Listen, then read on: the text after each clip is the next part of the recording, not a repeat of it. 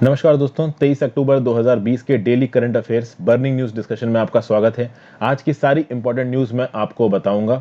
4 से 5 या approximately 6 news हैं।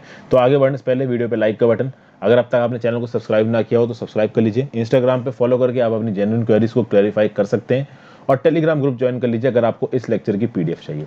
सबसे पहली न्यूज़, गवर्नमेंट ने वीज़ा रिस्ट्रिक्शंस को रिलैक्स किया है। पहले ही आपको बता दूं, जो इलेक्ट्रॉनिक ऑन अराइवल ई जो टूरिस्ट वीजा मिलता था उसको रिवाइव नहीं किया है, लेकिन इंपॉर्टेंट चीजों के लिए, जैसे कि कोई बिजनेस के लिए आ रहा है, कॉन्फ्रेंस के लिए आ रहा है, एम्प्लॉयमेंट के लिए आ रहा है, एजुकेशन के लिए, रिसर्च के, मेडिकल पर्पजेस के लिए आ रहा है, इनको वीजा देना अब शुरू कर रहा है। ये मिनिस्ट्री ऑफ होम अफेयर्स का अभी के समय पे नोटिफिकेशन आया, उन्होंने वीजा रेस्ट्रिक्शंस को कुछ हद तक रिलैक्स किया है। Electronic tourist visa on arrival ये नहीं मिल रहा है, ठीक है। शॉर्ट टर्म मेडिकल वीजा नहीं मिल रहा है, but long term medical visa यहाँ पे अलाउ कर दिया गया है। फिर देखिए, the government has now decided to make a graded relaxation in visa.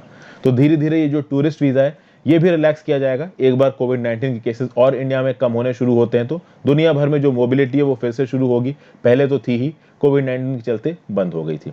फिर ये भी बोला गया है कि all overseas citizen of India and persons of Indian origin card holders and all other foreigner nationals intending to visit India for any purpose except on a tourist visa।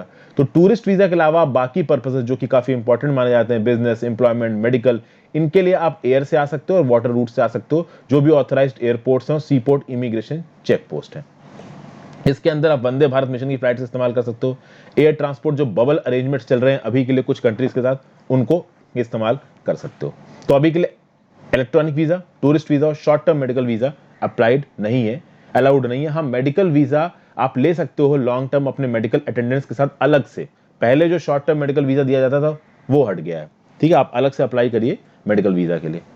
Next जो news है वो है army chief commission INS Kavaratti at Visakhapatnam. देखते हैं ये क्या news है। इससे पहले 3 शिप्स ऑलरेडी कमीशन हो चुके हैं। एक है आईएनएस कमोर्टा, एक है आईएनएस कदमात और एक है आईएनएस किल्तान। चौथा शिप है आईएनएस कावाराती। तो ये लास्ट है for indigenously built anti submarine warfare, stealth corvette बोलते हैं इनको। यानी कि ये एयरक्राफ्ट कैरियर नहीं होते हैं, बट ये फिर भी छोटे वॉर टाइम शिप्स होते हैं। बड़े बड़े एयरक्राफ्ट कैरियर्स के साथ जो छोटे छोटे शिप्स चलते हैं जिनकी स्टेल्थ पावर होती है, जो लड़ाई में डिप्लॉय किए जा सकते हैं, ये हैं ये। प्रोजेक्ट 28 के अंदर इनको कमीशन किया गया। कमोर्ता क्लास के हैं, बनाया किसने? Garden reach ship builders and engineers Kolkata ने। इनको ईस्टर्न नेवल कमांड के अंदर फॉर्मली इंडक्ट किया जाएगा। कमीशन के समय पे ये अथॉरिटीज प्रेजेंट थी, आप देख सकते हो। जो नाम है इसका आईएनएस कावाराती, ये कावाराती नाम की जगह लक्षद्वीप ग्रुप ऑफ आइलैंड्स की कैपिटल है और इनको बनाने में DMR 249A स्टील यूज हुआ है। तो अभी तक 3 हो चुके थे कमीशन, आईएनएस कमोर्ता, कदमात, किल्टन। चौथा आ गया है आईएनएस कावाराती। कावाराती लक्षद्वीप की कैपिटल है। प्रोजेक्ट कौन सा है? Project 28 Kamorta class. किसने बनाया है? Garden reach ship builders and engineers ने। कौन सा स्टील लगाया? DMR 249A। इतनी चीजें याद रखना। अब देखते हैं एंटी सबमरीन वॉरफेयर क्या होता है। चूंकि ये एंटी सबमरीन वॉरफेयर के साथ डील करते हैं तो ये है, this is a branch of under water warfare. मतलब कि पानी के नीचे की जो लड़ाई है उसमें यूज होता है ये एंटी सबमरीन वॉरफेयर। यहां पे सरफेस वॉरशिप्स का भी प्रयोग किया जाता है। तो ये जो कॉर्वेट है ये सरफेस वॉरशिप्स है। एयरक्राफ्ट का भी प्रयोग किया जाता है, सबमरीन्स का भी प्रयोग किया जाता है और दूसरे प्लेटफॉर्म का प्रयोग किया जाता है ताकि दूसरे देश की सबमरीन्स को ट्रैक किया जा सके, फाइंड किया जा सके, डेटर किया जा सके और जरूरत पड़ी तो उनको डैमेज भी किया जा सके अगर वो हमारे प्रति थोड़ी सी भी ऑफेंसिव हो रही हैं। इससे हम कर क्या सकते हैं? तो हमारी जो शिपिंग इंडस्ट्री है उसको प्रोटेक्ट कर रहे हैं सकते हैं, हमारी जो कोस्टल फैसिलिटीज है उनको हम लोग प्रोटेक्ट कर सकते हैं। एंटी सबमरीन वॉरफेयर के ऑपरेशंस में प्रॉपर सेंसर और वेपन टेक्नोलॉजीज को डिप्लॉय किया जाएगा, ट्रेन्ड पर्सनल्स को डिप्लॉय किया जाएगा। जो कॉमन वेपन्स होते हैं सबमरीन्स को अटैक करने के लिए वो होते हैं टोरपीडोज, नेवल माइंस, वो सब इन आईएनएस कॉर्वेट्स पे डिप्लॉय की जाएंगी ताकि इनकी जो स्टेल्थ कैपेसिटी है उसको बढ़ाया जा सके। तो ये जो नेवल कॉर्वेट्स हैं they are small cars of warships जिनको कोस्टल पेट्रोलिंग और फास्ट अटैक पर्पसेस के लिए इस्तेमाल किया जाता है। लार्जर वॉरशिप्स जितनी बड़ी नहीं होती हैं, अभी एयरक्राफ्ट कैरियर से तो आप इनको कंपेयर नहीं कर सकते हो, बट एयरक्राफ्ट कैरियर से छोटे होने की वजह से ये बहुत तेज होती हैं। इनको तुरंत स्विफ्टली डिप्लॉय किया जा सकता है। इनके मेंटेनेंस में उतना समय नहीं लगता जितने एक बड़े एयरक्राफ्ट वॉर कैरियर के मेंटेनेंस में लगता है। इलेक्ट्रॉनिक वारफेयर और लेटेस्ट वेपनरी से लैश होती हैं ये सारी की सारे कॉर्वेट्स। एक और निकल के आ रही, consumer price index for industrial workers के बेस ईयर को बदल दिया गया। देखिए, जब भी जीडीपी कैलकुलेट की जाती है, कंज्यूमर प्राइस इंडेक्स कैलकुलेट किया जाता है, कोई भी दूसरा index, index of industrial production बोल दीजिए, कोई भी इंडेक्स जब कैलकुलेट किया जाएगा तो उसके लिए एक बेस ईयर होगा। तो बेस ईयर का इस्तेमाल क्यों किया जाता है? तो बेस ईयर से सारे कैलकुलेशंस को सिंक्रोनाइज किया जाता है, बेस ईयर के प्राइसेस को एक बेस माना जाता है और बाद में इन्फ्लेशन लगा के प्राइसेस को एडजस्ट किया जाता है। जो अभी तक consumer price index industrial workers के लिए कैलकुलेट हो रहा था वो 2001 के डाटा के हिसाब से कैलकुलेट हो रहा था। अब इसको 2016 के डाटा के हिसाब से कैलकुलेट किया जाएगा, क्योंकि 2001 से लेके अब तक कंडीशंस बहुत बदल चुकी हैं, लोगों की रिक्वायरमेंट्स बहुत बदल चुकी हैं। लोग अब हेल्थ में, एजुकेशन में, रिक्रिएशन में और दूसरे एक्सपेंसेस में ज्यादा पैसा खत्म करते हैं। पहले फूड एंड बेवरेजेस, 2001 के समय पे फूड एंड बेवरेजेस को ज्यादा वेटेज दी गई थी, क्योंकि उस समय पे लोगों के लिए यही चीजें इंपॉर्टेंट हुआ करती थी, बाकी चीजें उतनी इंपॉर्टेंट नहीं होती थी। अब लोगों के इकोनॉमिक डेवलपमेंट के साथ लोगों की जो रिक्वायरमेंट्स हैं वो भी बदल गई हैं।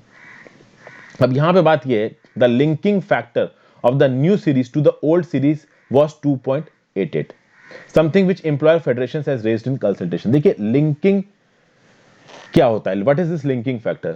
देखिए, जहां पे भी अगर आप बेस ईयर को शिफ्ट करते हो, मान लीजिए पहले बेस ईयर था 2001, आपने 2016 फिक्स किया, तो 2001 में जिन प्रोविजंस पे, जिन स्टैटिस्टिक्स के बेसिस पे आप इस इंडेक्स को प्रिपेयर कर रहे थे, वो स्टैटिस्टिक्स 2016 में बदल चुके हैं। तो महंगाई बदल चुकी है, चीजों के दाम बदल चुके हैं, बहुत सारे लोगों के जो प्रेफरेंसेस हैं वो बदल चुके हैं। तो यहां पे आ जाता है लिंकिंग फैक्टर। तो जो चीज पहले 1 रुपए की हुआ करती थी, अगर लिंकिंग फैक्टर 2.88 हो गया तो वो अप्रोक्सीमेटली 2.88 लिंकिंग फैक्टर के हिसाब से बढ़ा दी जाएगी। अभी जो बढ़ाने की मेथोडोलॉजी होती है, जो कैलकुलेशन मेथोडोलॉजी होती है, वो बहुत कॉम्प्लेक्स होती है, उसमें आपको घुसने की जरूरत है नहीं। तो क्या बताया जा रहा है लिंकिंग फैक्टर को? In order to maintain continuity in the time series data on index of industrial production, it is imperative to provide a linking factor so that the new series when released may be compared with the outgoing one। यानी outgoing one को base मान के आप सारे calculations कर रहे थे और आउटगोइंग वाले बेस ईयर के हिसाब से कैलकुलेशंस थे। अभी जब आप नई सीरीज शुरू कर रहे हो तो आउटगोइंग वाला जो बेस ईयर था उसके साथ साथ सब्सिक्वेंट ईयर्स के जो इन्फ्लेशंस थे उनका एक फाइनल पैरामीटर निकाल के जो नया बेस ईयर बना रहे हो वहां पे आप लिंकिंग फैक्टर के हिसाब से निकाल के कैलकुलेशन करोगे। तो ये होता है लिंकिंग फैक्टर का काम। यहां पे लिंकिंग फैक्टर के डाटा दे रखे हैं। तो भाई 1993-94 से जब बेस ईयर 2004-5 आया था तो 1.534 था लिंकिंग फैक्टर, ये आईआईपी की बात हो रही है। और जब 1980-81 से 1993-94 आया था डाटा तो लिंकिंग फैक्टर था 2.315। ये सारे दे रखे हैं मैन्युफैक्चरिंग, इलेक्ट्रिसिटी और जनरल इंडेक्स के लिए। कुछ कुछ ऐसा यहां पे consumer price index for industrial worker के लिए हो रखा है। याद रखिएगा, index of industrial production, consumer price index, wholesale price index, GDP, इन सब के बेस ईयर्स भी अलग अलग हो सकते हैं और जब इनको रिवाइज किया जाएगा तो इनके जो लिंकिंग फैक्टर होते हैं वो भी अलग अलग हो सकते हैं। ऑब्वियसली वहां पे ये चीज देखी जाएगी कि वो इंडेक्स को जिस बास्केट के हिसाब से बनाया गया उस बास्केट में क्या क्या चीजें आती हैं। जैसे कि फॉर एग्जाम्पल इंडस्ट्रियल वर्कर्स के लिए जो बास्केट है, यहां पे 2001 की सीरीज में 392 आइटम्स थे, अभी के लिए 463 आइटम्स को वेटेज दी गई है। फूड और बेवरेजेस की वेटिंग कम हुई है, हेल्थ, एजुकेशन और recreation, transport, communication, personal care, effects, household goods and services, इन सब की वेटेज बढ़ी है ताकि रियल में आज की डेट में जो इंडस्ट्रियल वर्कर्स की डिमांड है उसको समझा जा सके, उसको पूरा किया जा सके। नेक्स्ट इंपॉर्टेंट आर्टिकल है, सुप्रीम कोर्ट की तरफ से एक डिसीजन आ रहा है, testimony of sexual assault victim enough for conviction. अगर किसी लड़की के साथ कोई सेक्सुअल ऑफेंस हुआ है, रेप हुआ है, और अगर वो अपने टेस्टिमोनी में बोलती है कि मेरे साथ रेप हुआ है तो उसको एक प्रूफ माना जाएगा। देखिए क्या बोल रहे हैं Supreme Court, the sole and trustworthy evidence of a woman who is a victim of sexual offence is enough to find her special and guilty. Obviously बात है, यहां पे इस लड़की का हेल्थ चेकअप होगा और हेल्थ चेकअप में अगर रेप निकलता है तो भाई उसको रेप माना पड़ेगा। यहां पे वो लड़की बोल रही है कि मेरे साथ सेक्सुअल असॉल्ट हुआ है तो इसको माना पड़ेगा। यहां पे सुप्रीम कोर्ट बोलते हैं कि ज्यादातर जो सेक्सुअल असॉल्ट होते हैं वहां पे कुछ कुछ ऐसे क्राइम केसेस हैं जहां पे लड़की को अकॉम्प्लिस बनाने की कोशिश की जाती है, लड़की के ऊपर उल्टा इल्जाम डालने की कोशिश की जाती है, वो गलत है। अगर किसी लड़की का सेक्सुअल असॉल्ट हो रहा है तो वो किसी और पर्सन की लेस्ट की वजह से हो रहा है, इसीलिए उस लड़की को किसी भी प्रकार का एविडेंस देने की जरूरत नहीं है। हेल्थ टेस्ट में, उसके हेल्थ चेकअप में तो निकल ही आएगा कि उसके साथ रेप हुआ है, तो उस केस में जो उसकी टेस्टिमोनी होगी वही प्रूफ बन जाएगी और जिसके खिलाफ चार्जेस लगाए होंगे हैं उसको ये प्रूव करना पड़ेगा अपने डिफेंस में कि हाँ भाई मैंने कुछ गलत काम नहीं किया, नहीं तो उसको सजा दे दी जाएगी। ओके, तो यहां पे वुमेन एम्पावरमेंट की तरफ एक स्टेप ले रही है यहां पे हमारी सुप्रीम कोर्ट। अब ये अलग बात है कि जब लड़की अपनी टेस्टिमोनी दे रही है वो टेस्टिमोनी बहुत ज्यादा कॉन्ट्राडिक्टरी निकल आती है तो बात अलग है। देखिए क्या बोला जा रहा है, evidence of the victim of sexual assault is enough for conviction in sexual offence cases unless there are serious contradiction. बहुत सारे कॉन्ट्रडिक्शन जब तक नहीं निकल आते तब तक उस विक्टिम की टेस्टिमोनी को रेप माना जाएगा। होता क्या है दोस्तों कि जब रेप केसेस कोर्ट में पहुंचते हैं ना, तो जो अपोजिशन वाले लोग होते हैं जिन्होंने रेप किया होता है या फिर जिनके ऊपर इल्जाम लगाया गया कि इन्होंने रेप किया है, वो जबरदस्त लॉयर लेके आते हैं। वो लॉयर्स केस को घुमाने की कोशिश करते हैं, लड़की के स्टेटमेंट्स में उल्टे सीधे सवाल पूछ के इसके स्टेटमेंट को बदल के केस को डायरेक्शन बदलने की कोशिश करते हैं। तो यहां पे सुप्रीम कोर्ट ने बोला कि देखिए थोड़े बहुत अगर लड़की के स्टेटमेंट में मिसमैचेस आ रहे हैं तो उसका मतलब ये नहीं है कि उसका रेप नहीं हुआ है। हाँ, बहुत ही बड़ा कोई कॉन्ट्रडिक्शन आ जाए तो बात अलग है। ठीक है, देखिए यहां फाइनली क्या बोला गया, to hold an accused guilty for commission of an offence of rape the solitary evidence of prosecutrix, यानी कि भैया जो लड़की बोल रही है, is sufficient provided the same inspires confidence and appears to be absolutely trustworthy unblemished and should be of sterling quality. तो मतलब कि अनटिल एंड अनलेस लड़की जो बोल रही है उसमें बहुत सारे कॉन्ट्रडिक्शंस नहीं निकल आते हैं over the course of inquiry, उसकी टेस्टिमोनी को ही रेप का एविडेंस माना जाएगा। जनरल स्टडीज पेपर 2 में ये चीज आपको काम आएगी। फाइनली श्रीलंका में जिस चीज का डर था वो हो गया है। श्रीलंका में 20th अमेंडमेंट पास हो गया है और 19th अमेंडमेंट को खत्म ऑलमोस्ट कर दिया गया है। 20th अमेंडमेंट के थ्रू फिर से प्रेसिडेंट की जो ताकत है उसको बढ़ा दिया गया है। 2/3 मेजोरिटी से ये चीज श्रीलंका के पार्लियामेंट से पास हो गई है। 20th अमेंडमेंट को पास कराने के दम पे राजा पाक्सा एडमिनिस्ट्रेशन ने इलेक्शन को जीता था। जो उनका 225 मेंबर का हाउस था उसमें से 156 एमपीज ने इसको सपोर्ट किया है, 65 लेजिस्लेचर्स ने इसको अपोज किया है। इन 156 एमपीज में से 10 एमपीज ऐसे हैं जो कि अपोजिशन पार्टी के हैं। ऑलरेडी बहुत सारे जो अपोजिशन पार्टी के एमपी हैं वो सुप्रीम कोर्ट में जा चुके हैं श्रीलंका की, और श्रीलंका की सुप्रीम कोर्ट में जाके पिटीशन फाइल कर चुके हैं। श्रीलंका की सुप्रीम कोर्ट ने बोला है कि देखिए इस लेजिस्लेशन को पास कराने के लिए कॉन्स्टिट्यूशनली 2/3 मेजोरिटी चाहिए, और यहां पे 2/3 मेजोरिटी से पास हुआ है। हां, कुछ ऐसे प्रोविजंस है जैसे कि 4 क्लॉजेस जिनमें अमेंडमेंट किया गया है, वहां पे जरूरी यह है कि पब्लिक अप्रूवल लिया जाए एक रेफरेंडम कंडक्ट करा के। लेकिन अगर उन 4 क्लॉजेस में भी जो अमेंडमेंट किए गए हैं they are in line with determination और उनको बहुत ज्यादा रेवोल्यूशनरी तरीके से नहीं बदला गया है, तो उस केस में रेफरेंडम की जरूरत नहीं है। तो सुप्रीम कोर्ट में अभी इसके ऊपर बहस चलेगी, देखते हैं फाइनली सुप्रीम कोर्ट क्या बोलती हो। लेकिन हाईली की सुप्रीम कोर्ट मतलब श्रीलंका की सुप्रीम कोर्ट, हालांकि श्रीलंकन पार्लियामेंट ने तो 20वां अमेंडमेंट पास करा दिया और ये लॉ बस ऑलमोस्ट बन ही गया, यानी 19th अमेंडमेंट खत्म होने की तरफ आगे बढ़ ही रहा है। एक और डील निकल के आ रही है, Vatican Beijing renew deal on appointment of bishops. आपको पता है दोस्तों, क्रिश्चियन धर्म के जो धर्म गुरु हैं वो बैठते हैं वेटिकन सिटी में। रोम नाम का शहर और रोम नाम के शहर के बीच में एक छोटी सी जगह है जिसको वेटिकन सिटी बोला गया। इस वेटिकन सिटी में क्रिश्चियन धर्म के धर्म गुरु बैठते हैं, जो कैथोलिक हेड है जिनको बोला था पोप, ये बैठते हैं। अब आपको पता है दोस्तों, जब चाइना बना, चाइना में जो लीडरशिप है वो एथिस्ट है, वो किसी भी धर्म को नहीं मानती। उनकी कंफ्यूजनिज्म की फिलॉसफी चलती है कि एक ऐसा सोशल ऑर्डर जो रिलीजन से अफेक्टेड ना हो, जहां पे लोग एक दूसरे की मदद करें, इस तरीके का कुछ पॉलिटिकल सिस्टम वहां की सरकार चलाने की कोशिश करती है। अब बात की जाए कैथोलिक लोग, तो भैया चाइना में 12 मिलियन कैथोलिक कम्युनिटी है, 1 करोड़ 20 लाख कैथोलिक लोग रहते हैं, मतलब छोटी मोटी कम्युनिटी तो है नहीं। अब यहां पे बीजिंग यानी कि चाइना की जो गवर्नमेंट है और द होली सी, अब यहां पे आपको समझना पड़ेगा ये होली सी क्या है। आपको ये नजर आ रहा है इटली का मैप दोस्तों, यहां पे आ रहा है मदर रोम और रोम के बीच में एक छोटी सी सिटी है वेटिकन सिटी। ये जो होली सी है ये इस वेटिकन सिटी के जो बिशप ऑफ रोम है, जो पोप है, उनके जुरिस्डिक्शन में आती है। इसको बोला था सी ऑफ रोम। कहने का मतलब यह है कि इनको एक सोवरेन एंटिटी माना गया है, बिशप ऑफ रोम को, और ये वो इंटरनेशनल लॉज बनाएंगे जो कि दुनिया भर के कैथोलिक्स के ऊपर एप्लीकेबल होंगे। तो चाइना में जो 12 मिलियन कैथोलिक्स रह रहे हैं उनके ऊपर भी एप्लीकेबल होंगे। लेकिन आप जानते हो कि चाइना का हालात क्या है। चाइना अपने देश के अंदर जो एडमिनिस्ट्रेशन चलाता है उसमें वो ज्यादा किसी धर्म को वैल्यू देता नहीं। हालांकि वहां पे धर्म रिकॉग्नाइज्ड है, नो डाउट, बट फिर भी उनकी जो आइडियोलॉजी है वो एथिस्ट पे चलती है, मतलब वो भगवान को मानते ही नहीं है। ओके, तो अब प्रॉब्लम यह है कि जो चाइना के 12 मिलियन कैथोलिक्स हैं वो फंस गए हैं 2 लोगों के बीच में। पहली पार्टी कौन है? Government run association. एक गवर्नमेंट रन एसोसिएशन है जिसको एथिस्ट कम्युनिस्ट पार्टी चलाती है, और दूसरा है भैया अंडरग्राउंड चर्च।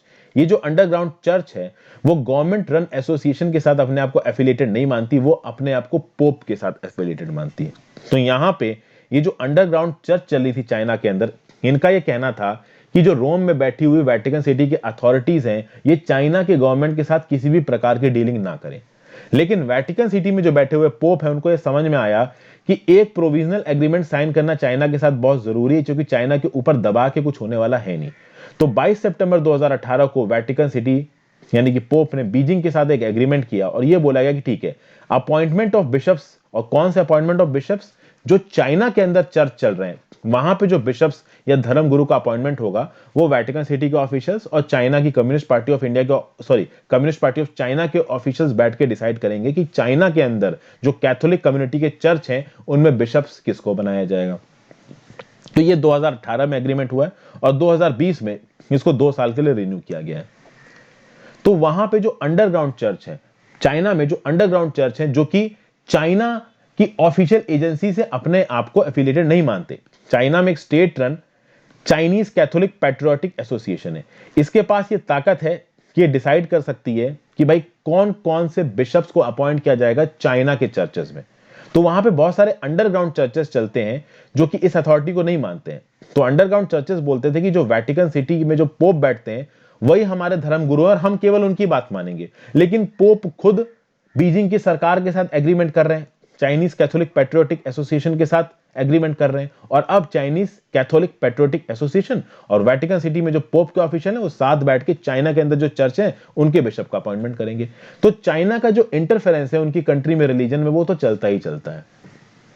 तो बोला यह जा रहा है कि वेटिकन सिटी ने जो state run Chinese Catholic patriotic association के साथ 2 साल के लिए अपने एग्रीमेंट को आगे बढ़ा दिया है। इससे जो अंडरग्राउंड चर्चेस चल रहे हैं चाइना में, जो वहां की स्टेट रन अथॉरिटी से एफिलिएटेड नहीं है, वो अपने आप को सीधे पोप के अंदर मानते हैं, उनको और मार्जिनलाइज किया जाएगा, उनको और परसिक्यूट किया जाएगा, दबाया जाएगा। ठीक है, नेक्स्ट न्यूज है साद Hariri renamed Lebanon PM. Lebanon की पॉलिटिक्स बहुत ज्यादा डिस्टर्ब चल रही है। लेबनान का पोर्ट था बेरूत, वहां पे एक बहुत बड़ा ब्लास्ट हुआ था, सब कुछ तबाह हो गया इस ब्लास्ट में। 3 टाइम जो लेबनीज प्राइम मिनिस्टर है साद हरीरी, इनको अब लेबनान का पीएम बनाया गया है। और लेबनान का पीएम बनते ही इन्होंने बोला है कि मैं एक ऐसा कैबिनेट बनाऊंगा जो सारे सेक्शंस को रिप्रेजेंटेशन दे। अभी बात यह कि जो लेबनान की पॉलिटिक्स है बहुत ज्यादा डिवीजिव है, वहां बहुत सारे इस्लामिक सेक्ट्स हैं और सारे सेक्ट्स को रिप्रेजेंटेशन देने की बात होती है, और ये इस्लामिक सेक्ट्स कहीं ना कहीं अपने स्फीयर ऑफ इन्फ्लुएंस में इंडिपेंडेंट है, ऑटोनॉमस है। यहां पे मिस्टर साद हरीरी के सामने एक बहुत बड़ी कह सकते हो चैलेंज है, क्योंकि इससे पहले जो पीएम अपॉइंट किए गए थे लेबनान के, वो एक प्रॉपर कैबिनेट बना नहीं पाए, तो उन्होंने स्टेप डाउन कर दिया। अब आए हैं मिस्टर हरीरी। अब देखते हैं मिस्टर हरीरी किस हद तक कैबिनेट बना पाते हैं, किस हद तक लेबनान की इकोनॉमी को कोरोना वायरस के इकोनॉमिक लॉकडाउन से बचा सकते हैं, कोरोना वायरस की इकोनॉमिक क्राइसिस से बचा सकते हैं। उसके बाद जो सेक्टेरियन क्राइसिस चल रही है लेबनान में, जो बेरूत का ब्लास्ट हुआ था उसकी वजह से जो इकोनॉमिक प्रॉब्लम्स आई हैं, उससे वो कैसे बचा पाते हैं। यहां पे दोस्तों आप ये देखिए कि अगर आप लेबनान का मैप देखो तो यहां पे जो छोटी सी कंट्री है ये आपको लेबनान नजर आ रहा है। इधर है बेरूट और इस बेरूट में ही ब्लास्ट हुआ था। यहां पे फाइनली आपको लेबनान का मैग्नीफाइड मैप दिख रहा है, यहां पे बेरूट है, यहां पे ब्लास्ट हुआ था। ये जो पूरा का पूरा वेस्ट एशिया का रीजन है ना दोस्तों, ये बहुत ज्यादा आप कह सकते हो अनस्टेबल टाइप का है। यहां पे लेबनान में एक ग्रुप ऑपरेट करता है जिसका नाम है हिजबुल्लाह। जो साउथ लेबनान है, ये पूरा का पूरा जो पार्ट है, ये पूरा का पूरा हिजबुल्लाह के अंदर है। तो हिजबुल्लाह की बहुत चलती है लेबनान की पॉलिटिक्स में, और हिजबुल्लाह की बिल्कुल नहीं बनती है इजराइल के साथ। यहां है इजराइल, तो इजराइल और लेबनान का जो बॉर्डर है वहां पे हिजबुल्लाह कुछ ना कुछ बवाल करता ही रहता है, तो इजराइल की हिजबुल्लाह के साथ चलती नहीं। अच्छा, हिजबुल्लाह का बनती किससे? ईरान से। ईरान का बैक एंड सपोर्ट है हिजबुल्लाह को। तो यहां पे हिजबुल्लाह एक बहुत मेजर प्लेयर की तरह आता है, क्योंकि हिजबुल्लाह को बैक करता है ईरान। हिजबुल्लाह रेगुलरली इजराइल के साथ लड़ता है, तो इजराइल ने भी यहां पे पीस ट्रीटी कर ली किसके साथ? तो भैया इन्होंने कर ली बहरीन के साथ, यूएई के साथ। तो इस पूरे वेस्ट एशिया रीजन में ग्रुपिंग सी बनती नजर आ रही है। तो अगर हम मैप देखें तो यहां इजराइल है, इजराइल के साउथ में यहां सिनाई पेनिनसुला है इजिप्ट का, ईस्ट में जॉर्डन है, यहीं पे वेस्ट बैंक है, इधर की तरफ सीरिया है, बीच में ये जो जगह है यहां वाली, इसको गोलन हाइट्स बोलते हैं। गोलन हाइट्स पूछा भी गया था यूपीएससी प्रीलिम्स में। सीरिया मेडिटेरेनियन सी के साथ बॉर्डर बनाता है, यह भी पूछा गया था आपकी यूपीएससी प्रीलिम्स में। इधर इराक है, इधर सऊदी अरेबिया है, यहां पे ईरान है। ठीक है, ऊपर की तरफ टर्की है। ठीक है, तो ये पूरा का पूरा नक्शा है दोस्तों वेस्ट एशिया का। वेस्ट एशिया के नक्शे को याद रखिएगा, यूपीएससी प्रीलिम्स में इस नक्शे से रिलेटेड पूछी जा सकती है। जनरल स्टडीज पेपर 1 में ये चीज आपको काम आएगी। Thank you for watching this video friends, thank you for your time, have a great day, good bye.